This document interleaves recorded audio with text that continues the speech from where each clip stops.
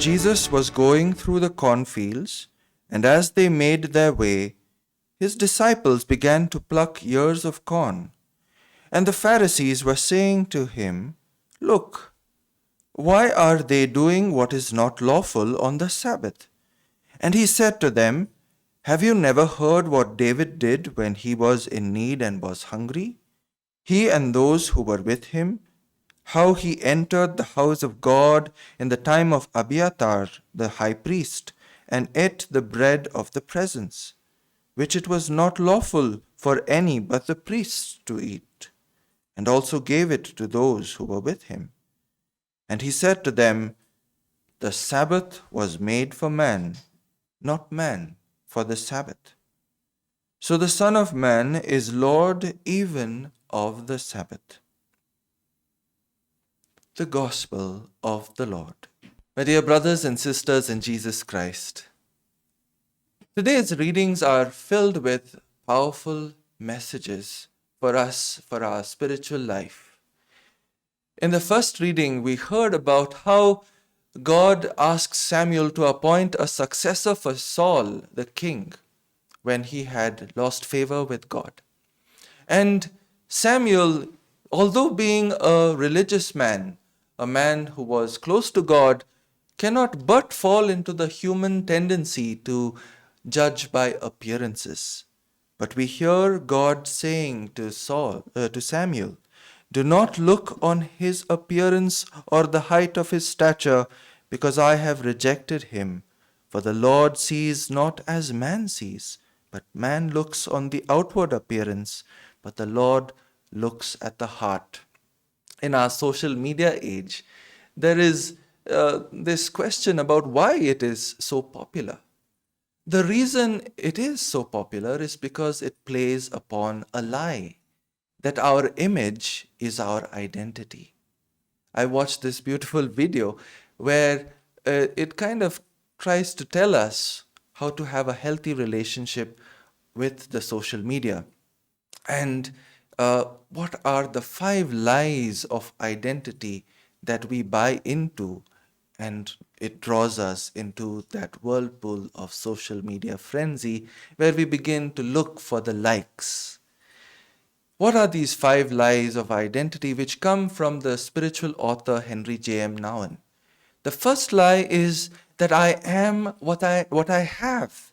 And so what do I post on social media? Oh, the food that I eat, the places that I go, how I look, the friends that I have, all in order to boost my self-esteem. The second lie is I am what I do. So my work is important, my designation is important, my position in society is important, and that's what I will flaunt. The third lie is that I am what people say about me. So if I don't get many likes on a particular post, then I'll feel bad. But when I get many likes on a particular post, then I'll be happy, but not so happy because there's no number of likes that are enough. And then you have the fourth lie, which is basically that I am no more than my failures. Sometimes when we face a failure or we have done something wrong, sometimes we ruminate and have scruples about that same wrong that we did or that same failure that we had. And that shapes our identity so much so that we feel low about ourselves. And the fifth lie is that I am no less than my successes. And so my successes go to my head and I begin to think that my identity lies in my success. God does not look at these appearances, but He looks at our heart. And our deepest identity is that we are beloved children of God.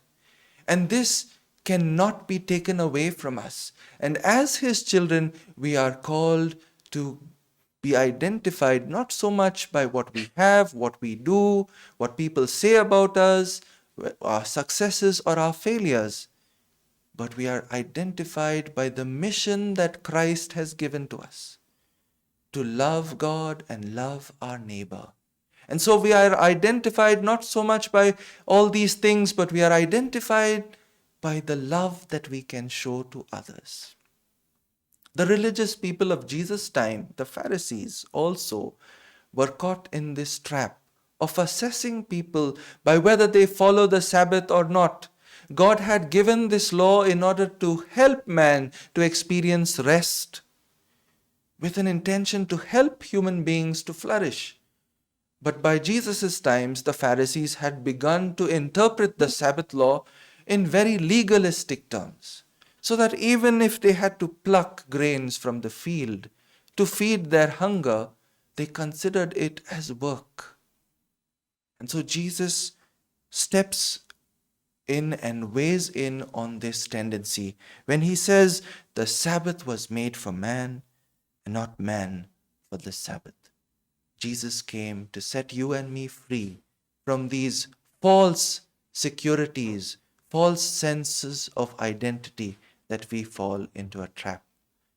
May the Lord, who comes to us in this Eucharist, fill us with this conviction that we are the children of God, that we are worthy of love, and irrespective of what we have or don't have, do or don't do, people say or don't say about us, our successes or our failures, we are individuals who are worthy of love and capable of giving so much love to people around us.